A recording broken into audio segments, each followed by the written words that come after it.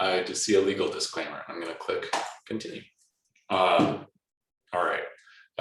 Ayşe'nin beni davet ettiği için, sizlere de geldiğiniz için çok teşekkür ederim. Neredeyse 10 yıl önce Koç Üniversitesi'nde birkaç çok güzel geçirmiştim ama yaz olduğu için çok kişiyle tanışamamıştım. Soru ve yorumlarınızı heyecanla bekliyorum. Şimdi İngilizce döneceğim çünkü Türkçem çok iyi değil, and I don't want to mistakenly convince anybody that I'm capable of answering questions in Turkish. So, for the next 40 minutes, I'm going to share part of a chapter from my book manuscript. But first, I'm going to give a quick overview of my total project. If there are any trouble with the slides on your computers, please let me know. I've got quite a few of them here to try to kind of give you a lot of nice things to look at and to keep things moving. So the book is built around ethnographic studies of two clusters of environmental researchers in Northwest British Columbia, Canada. In general terms, it's meant as an intervention into anthropological studies of expertise, indigeneity, belonging in rural life. Both of the groups that I work with are aging. They're retiring, they're figuring out what to do with their data. They're recruiting successors to carry on long-term, long-running forestry experiments and indigenous mapping projects. And they're also trying to figure out what all of this labor meant to the political movements to which that they've devoted their careers. They're doing all this as Canadian and First Nations government agencies are continually shrinking and shedding resources for experimental work.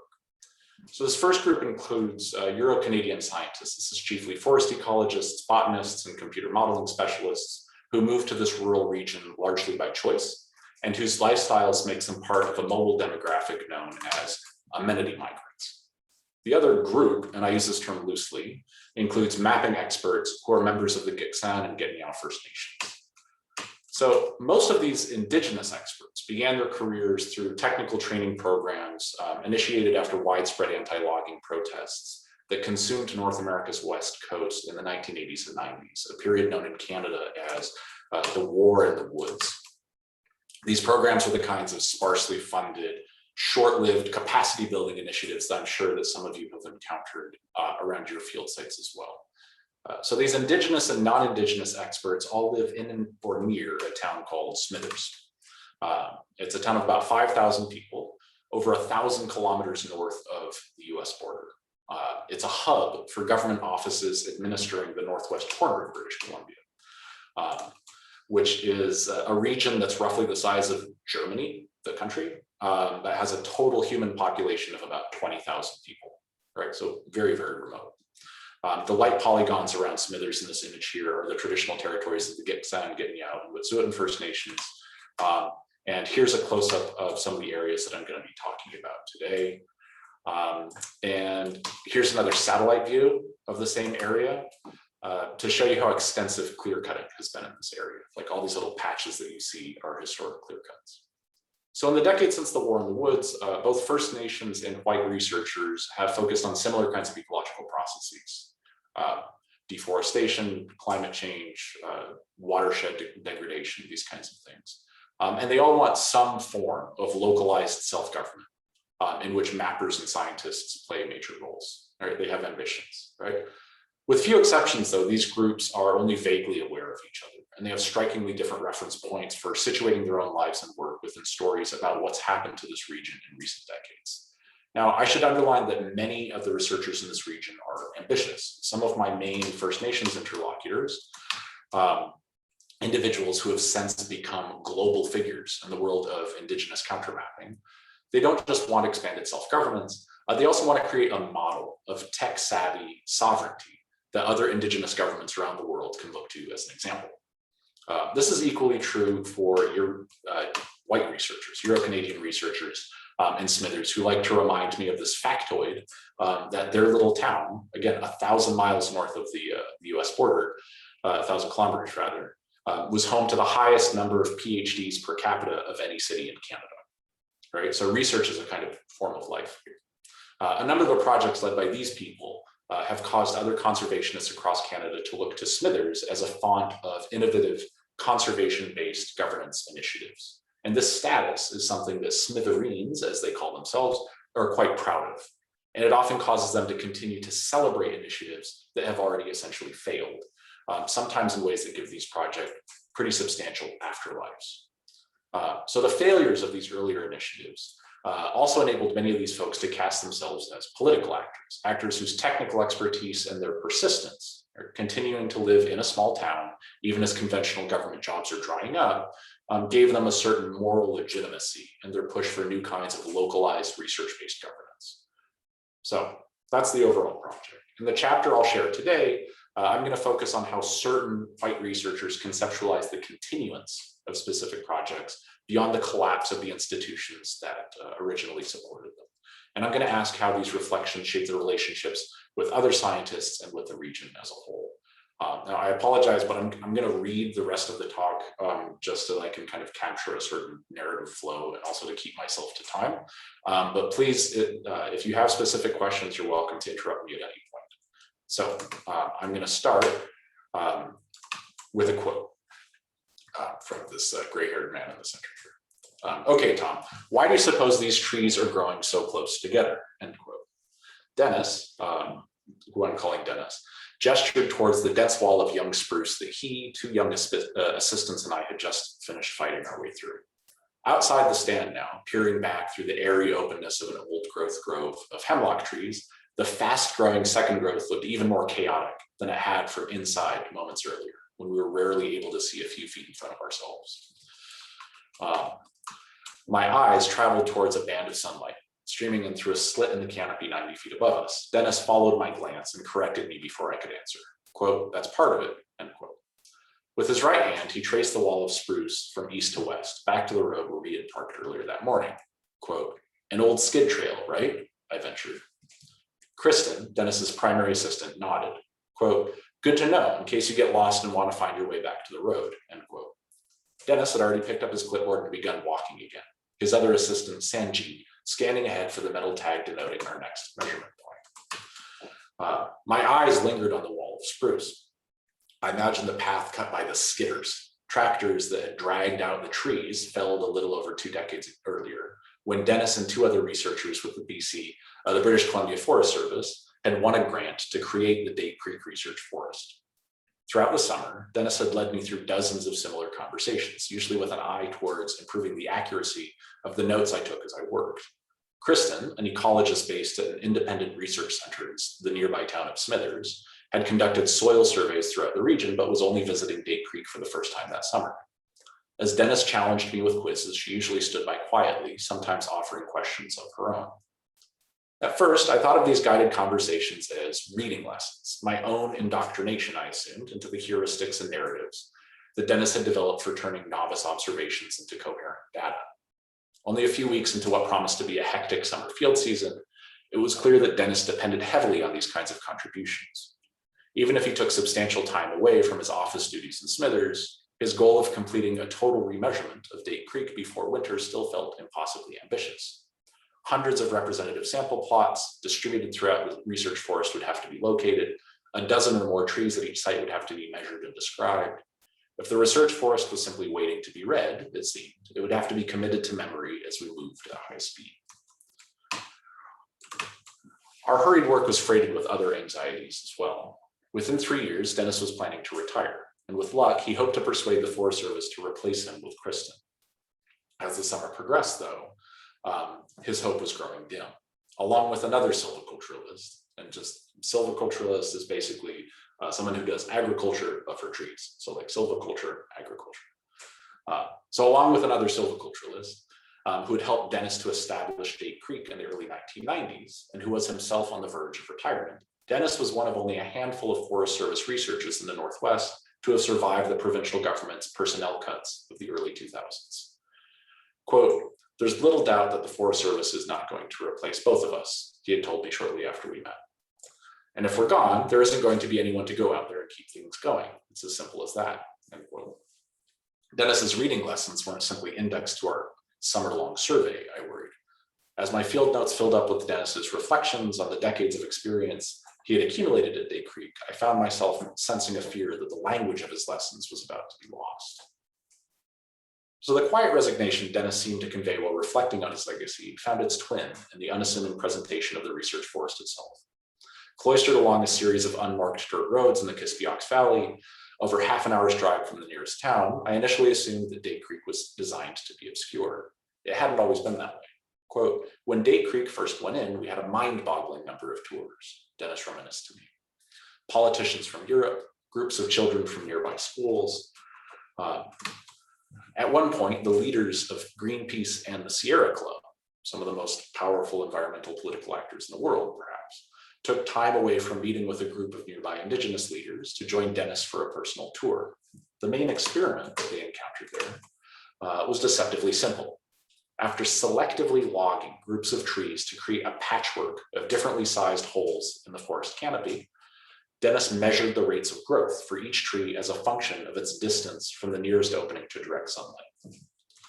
Launched alongside half a dozen other research sites around British Columbia in the early 1990s, during a period of First Nations-led anti-logging protests known as the War in the Woods, the design of the experiment helped Dennis and his collaborators to call attention to dynamics within the forest's so-called secondary structure, for the smaller trees and minor tree species growing underneath the forest's upper canopy. In the first years after Date Creek's inception, the prospect of using ecological research to inform forestry planning had made Dennis a pariah within the BC Forest Service. 20 years later, though, his publications had encouraged internationally dispersed researchers and policymakers to treat secondary structure as both a bellwether of climate change and a valuable future resource in its own right. Somehow, Dennis's light interactions with Kristen belied the sense of expectation that I often found myself imagining in their work. By midsummer, I asked them both outright how they would cope with the possibility that so much institutional memory might suddenly disappear. Quote, forest ecologists are relativists, Dennis insisted, half jokingly. We don't usually like to talk about losing things, end quote. Even if other researchers' access to Date Creek disappeared when he retired, he and Kristen agreed, his work there would live on in other ways. Collaborative work, much like any form of professional life in rural Canada, he admitted, was inherently precarious. As I pursued the subject throughout the summer, though, Dennis's institutions periodically gave way to complaints. We're a really long way from Vancouver. There's a lot of places that university professors can send their students that are a lot closer than here, he said. It'd be pretty hard to have someone to come up here, to be here, end quote. Whoever inherited the task of managing Date Creek's futures, though, it seemed, would also have to care about its pasts. So the kinds of research questions that Dennis pursued at Date Creek had expanded dramatically in recent years. His continuing devotion to the initial selective harvesting experiment, though, had left him tacitly responsible for an expansive infrastructure of research. Following his design for the initial experiment, the patterns of light and shade produced by each canopy opening produced a grid of potential fields for smaller scale experiments as well. Over time, other researchers established their own plots within the forest to study the decay rates of rotting logs or the habitat preferences of birds, bats, and rodents. Others came to track competitions between different species of lichen on the forest floor. Some groups returned every year and established relationships with Dennis, Kristen, and other ecologists living throughout the region. As we worked our way through the research forest in 2013, though, many of the experimental plots we encountered had been abandoned for years. The still growing plants within them forgotten as papers were published, degrees were earned, or travel grants were used up. So Dennis's lessons were often bracketed with similar forebodings of erasure. Any confident reading, he suggested, could simply unravel over time, especially if no one remained to receive it. On the same early summer afternoon, a few minutes after quizzing me on the spruce-covered skid trail, Dennis stopped again and pointed to the ground. Quote, those big guys back there aren't the only things that grew up here after the skidders came through, he grinned. Crouching on the ground, he peered at a dense carpet of tiny green trees, toy-sized miniatures of the fast-growing spruce we had just passed through. Quote, these little guys are spruce too, and they might be just as old as the ones growing in the middle of the trail, end quote. Stepping to the side and peeling away a small clump of moss with his boot, Dennis assured Kristen that if she returned to the same spot a few years hence, the new divot would be full of inch-tall saplings, just like those growing in great clusters on either side of the skid trail. Quote, some students came up here to study these tiny saplings a few years ago, Dennis remembered, but they didn't stick around long enough to see them get swallowed up when the moss came back in, end quote. In order for the new trees to have any hope of remaining, they needed to grow fast enough or in great enough numbers to keep the disturbed moss from reclaiming its old domain. Replacement, he hinted, rarely proceeded as one might expect. So, collaborative research is suffused with scenes of inheritance, encounters where knowledge, ambitions, and technical objects are conveyed between senior scientists and their younger colleagues, often with the tacit hope that particular senses of place and purpose will live on after the former retire. Rather than simply reproducing institutions and hierarchies, such exchanges can enable successors to reconceptualize their institutional attachments. So conceptualizing the sharing of work as an inheritance can also reveal epistemic instabilities, the kinds of instabilities through which scientific disciplines are alternately destroyed and rebuilt. In referring to these transmissions as a form of inheritance, though, I also mean to underline a certain irony, one that I explore in greater depth in my book. As I argue at length elsewhere, Gitxsan First Nation representatives in the Kispiox Valley have struggled for decades to earn recognition for land ownership and hereditary structures of governance, watching as younger generations' understandings of both land and inheritance have changed in the process. Meanwhile, scientific projects begun long after these claims were initiated have already existed long enough to generate succession dilemmas of their own. So as anthropologists have noted, conversations about inheritance arise most forcefully when a transfer is threatened or a medium of exchange breaks down. Many analyses have continued to focus on land and property as conventional guarantors of social reproduction, or like Keith Basso have treated landscapes as mediators of intergenerational transfers of wisdom. In Western Canada and many other places, however, development, dislocation, and other settler colonial processes have left many people dispossessed of the territory that their progenitors once worked to secure. As Hispano families in New Mexico were forced to sell off farmlands they would have bequeathed to their children, for instance, Angela Garcia writes, heroin addiction took up the place of territory in conversations about what family members might share and pass on. So treating instructions on drug use as moments of care within relationships defined by shared suffering, Garcia's ethnography refocuses attention away from the object inherited to the shared social worlds that such transmission secures. So the transformations engendered by government downsizing have changed the meaning of inheritance for many kinds of colleagues and kin living in British Columbia. Much as they have for Garcia's interlocutors, these dramas have largely played out through bodily activities and contingent relationships to land. When I first began working alongside Dennis, Kristen, and Sanjeet in 2013, the uncertain future of the forest rendered all of the roles that we worked to inhabit there subject to retrospective change. These ambiguities also manifest themselves in the ways that Dennis and others negotiated the conceptual aporias of forest ecology. Even for a domain of research that takes radical uncertainty as its organizing premise, the prospect of not having a future collaborator in place to gather the results of a decades-long experiment underlined the intergenerational tensions that permeated our work. Long-term collaborations, I came to learn, carried their own kinds of urgency as well. So several years after my first summer in Day Creek, it seemed as though what I had witnessed there had been a failure of succession rather than a process of intentional replacement. Dennis had already spent several years building relationships with non-governmental researchers in the furtive hope of keeping particular experiments running after he and his senior colleague retired. He had successfully enlisted the independent research center where Sanjeet and Kristen both worked to provide funding and personnel for Day Creek's first grand remeasurement in 2005. And after Kristen joined the center in 2007 and began collaborating with Dennis shortly thereafter, she gradually picked up some of his ambitions for his projects throughout the region, even as she was initiating studies of her own. As Kristen had told me shortly after we began traveling to the field together, the data collected in 2005 was already invaluable for showing the long-term viability of selective harvesting, and the data that we gathered in 2013 would be more valuable still. We agreed that reproducing the same measurements another 20 years hence would be an impressive accomplishment.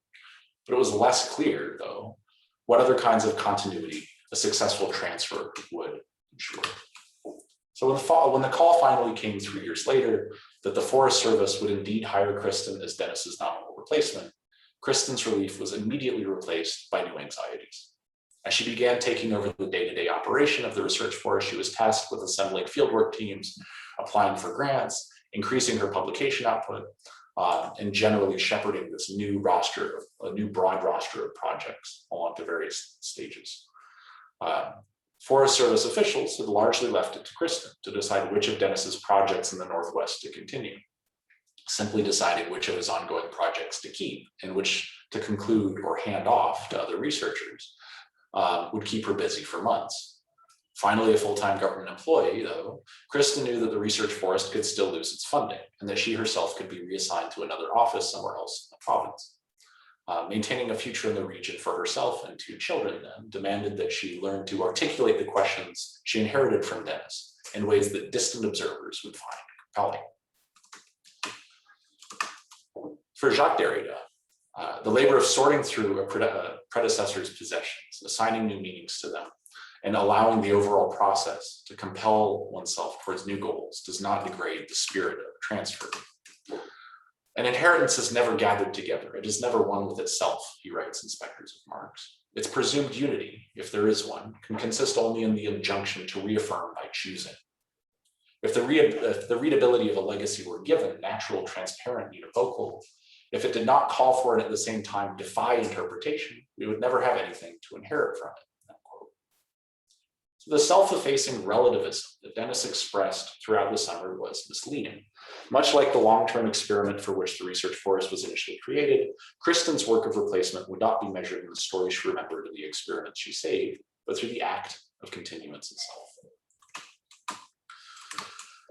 So researchers affiliated with spaces like Day Creek consistently positioned their connections to the forests of Northwest British Columbia as relationships under threat.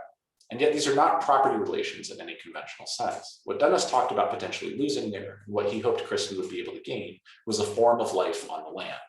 Learned modes of bodily labor, shared involving clusters of scientific concepts, and companionable relationships with other researchers. Like the activists whose stories I write about elsewhere, the ways that researchers articulated these relationships were at once genealogical and speculative.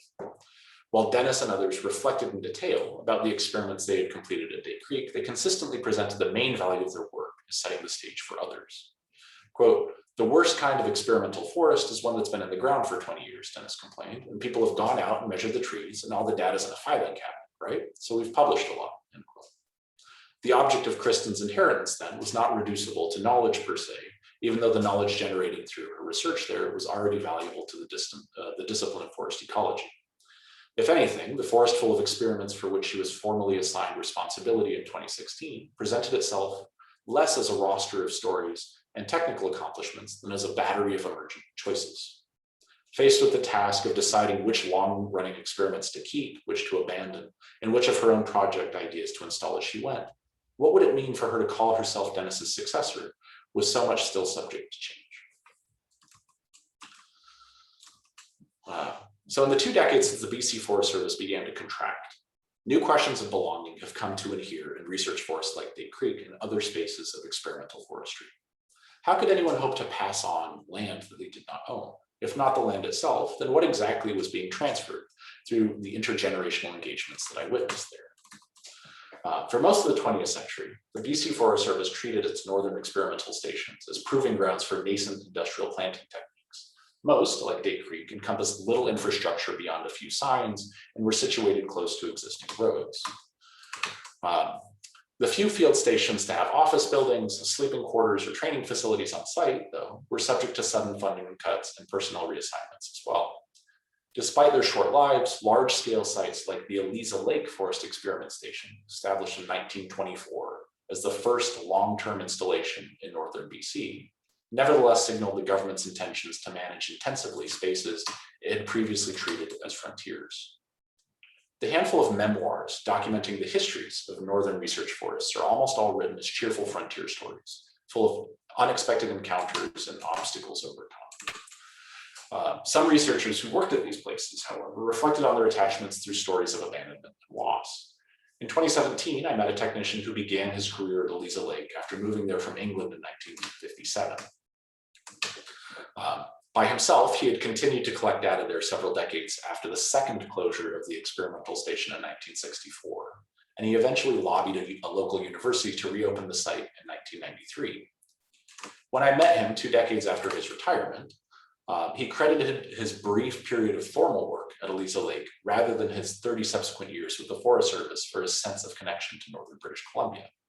That he had to seek out university funding to reopen the site, he admitted, underlined his frustrated sense that his employers saw neither his research nor himself as an object of long-term investment. At times, Kristen addressed her own attachments to Date Creek as both a weight and a point of pride. Now I'm the head of Date Creek, she offered resolutely, so it's my life, end quote. Other times, she quietly acknowledged the forest's potential for future abandonment by framing her inheritance in terms of, quote, data and ideas, end quote. The future of Date Creek would be as a multimodal transfer. She was not the only one, she suggested, to have inherited something of Dennis's work there. Some of the smaller experiments that Dennis's colleagues had begun during the 1990s had already been reproduced elsewhere. And other researchers who began their careers in Smithers had adopted tenets of Dennis's work as they struck out on their own. And this slide shows a website where people distribute code that they've developed for modeling projects, originally developed out of Date Creek computer modeling projects. So the more I learned about these entangled conceptual worlds, the more it felt as though the systems encompassing secondary structure research had already transcended the forest itself. Initially, I received Dennis's reading lessons, as I call them, as a nostalgic form of what the anthropologist Charles Goodwin refers to as professional vision. It's a careful training of discernment and gesture, accompanied in this case, perhaps, by a fear that the structures which gave meaning to the techniques were themselves about to disappear. As I became preoccupied with the drama surrounding Kristen's potential succession, it grew increasingly difficult to imagine the future of the research forest without dwelling on the knowledge that would be lost, the histories that would be included, and the many experiments that in all likelihood would be abandoned there. It was difficult, in other words, not to approach Dennis's departure as a salvage ethnographer might conceptualize cultural death. Time and again, though, Dennis, Kristen, and Sanjeet patiently reframed these anxieties. Much of what Dennis hoped to pass on as he took his leave from Date Creek was diffuse. Gestures and ways of moving that Kristen and others would learn and then refashion. Modes of historicizing objects within the forest that added texture to the labor of taking measurements and notes. Together, the shared gestural and narratological experience of fieldwork was as much a part of Kristen's inheritance as the grand experiment that created the forest, or any of the experiments that had been established there since. And yet, the long-term experiment was anterior to all of these things. In order to keep these inheritance alive, the experiment would have to be maintained and remeasured every decade or so, inevitably with informal assistants who would require their own reading lessons in turn. Like any proper inheritance, Kristen's would largely lie in the mundane labor of repetition. So taken together, Dennis's reading and walking lessons, as I'm calling them, revealed an experimental grid shot through with traces of meaning. Quote, "It's very hard to make sure that everyone who comes in here to take measurements receives the same level of training," Dennis complained as he patiently guided us through each step. With each poorly tied ribbon or misplaced tag, he reminded us, the likelihood diminished that another researcher would be able to return for follow-up measurements years later. And these are the kinds of things that are critical to keeping long-term experiments in motion. Over time, it became apparent that Dennis saw our exercises against a deeply personal continuum of techniques. As a young man in the 1970s, working summers for corporate logging firms, he taught himself visual cues that surpassed his coworkers' skills at recognizing tree species at a distance. During his first years with the Forest Service, he spent months coordinating painstaking sample plot measurements as his initiation into full-time government work. The concepts he had learned through establishing plots and returning to measure them were impossible to separate from these bodily skills. By each afternoon that summer, Kristen, Sanjeet, and I would settle into a routine. We guessed which trees our survey would require us to measure as we approached a still to be marked grid point. And I can explain the surveying technique during the Q&A if you like. It's basically a way to measure or estimate the density of wood in a whole forest without actually measuring every single tree. It's pretty monotonous. So we would pick these trees and then we would swiftly move in a clockwise circle, calling out measurements and species names. Between grid points, we counted our steps, challenging each other to maintain an even stride. Over time, we began noticing grid point marking plates from further away and intuiting where plates might have been torn away by domed branches. So our repetitive tactics transferred other senses of value too. Time and again, Dennis pointed out the whorls of bark on a lodgepole pine and the narrow blisters bulging under the skin of a subalpine fir. Moving between grid points, he repeated Latin names for trunk-clinging lichens and shrubs, the English names he occasionally forgot. As the summer went on, Kristen offered new reading lessons too. Confronting a cluster of juvenile trees in a patch of sunlight one morning, she showed me how to estimate their ages by counting the branches jutting out at regular intervals along their trunks. Quote, 1 major branch per year, she assured me. As Dennis frequently reminded us, the precision of our movements would affect more than just the accuracy of his original experiment. Every hour or two, another experimental plot would appear beneath us as we stood to rest. Once we noticed the first ribbon, we scanned around our feet to find the corners of each plot. Succession experiments focused on shrubs and saplings might occupy 4 square meters of forest floor. Moss and lichens, a single square meter. Larger woody debris plots could span up to 25 square meters of rotting trunks and branches, all marked with a profusion of blue ribbons denoting to returning researchers which pieces to measure and which to ignore. Calibrated though as their plots were to the gradients of shade crafted by Dennis's original experiment, dozens of experimentalists would come to depend on Kristen's repetitive labor, whether she knew what they were up to or not. Over time, perhaps, they would come to conceptualize the continuance of their work through succession and inheritance as well. So in asking by what measure the Date Creek Research Forest might remain itself amidst the personnel shifts, institutional transformations, and other persistent uncertainties caused by a downsizing government, I mean to examine how researchers confront the impossibility of imagining a world beyond specific configurations of concepts and practices. Since the establishment of Date Creek in 1992, the focus of Dennis's work there has expanded beyond his initial questions about post-clear-cutting succession dynamics to more open-ended explorations of the assumptions undergirding conventional silviculture.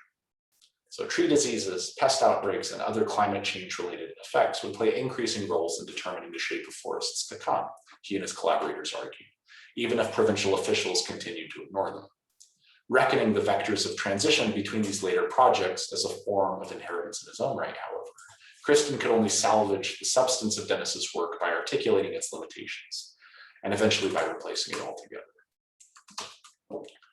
So, philosopher Hans-Georg Reinberg finds in the movement of epistemic limits a description of scientific activity as a whole. Quote, the sciences are characterized by a permanent process of reorientation and reshuffling of the boundary between what is thought to be known, he writes, and what is beyond imagination, end quote. Responding to other philosophers of science who treat the temporary closure of debate around problems through the normalization of practice and the convergence of rhetoric, Reinberger shows instead how specific arrangements of terminology and representational schema collapse earlier descriptions into inaccessible traces.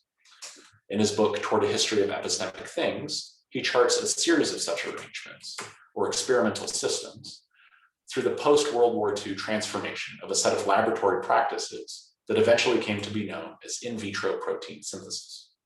By addressing each set of formalized experimental conditions, or what he calls technical objects, with the particular material entities or processes, epistemic things in Reinberger's parlance, that these conditions make visible, Reinberger uses the analytic of experimental systems to underline both the institutional shaping of scientific knowledge and the radical contingency of interpretation.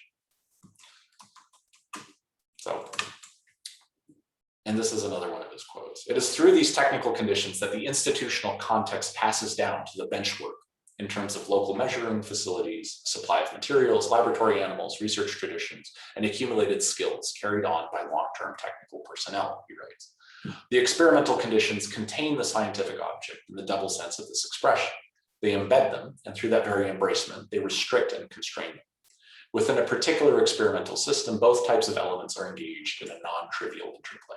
End quote. So even in such a groundbreaking articulation of scientific life, the key vectors of continuity here are taken for granted, right?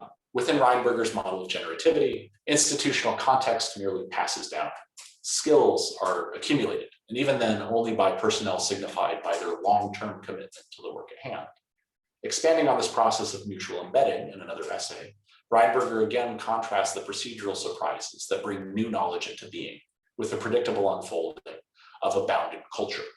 Quote, scientific objects come into existence as a result of unprecedented events, he argues, that time and again subvert the finite capacities of imagination of a scientist who remains always embedded in a particular thinking frame and a local experimental culture, end quote.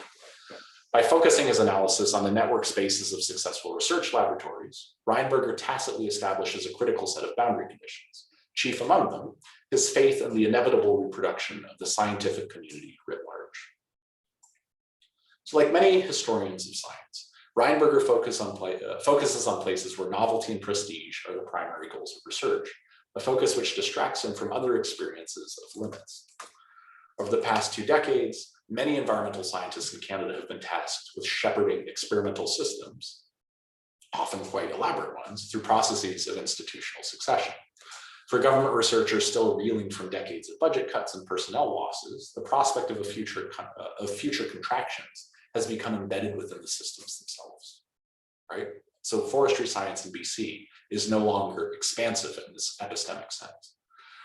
As I began visiting Day Creek in 2013, Dennis and his collaborators were already devoting far more attention to the long-term effects of pest outbreaks, tree diseases, and other non-human agents of change than they had when the research forest first opened.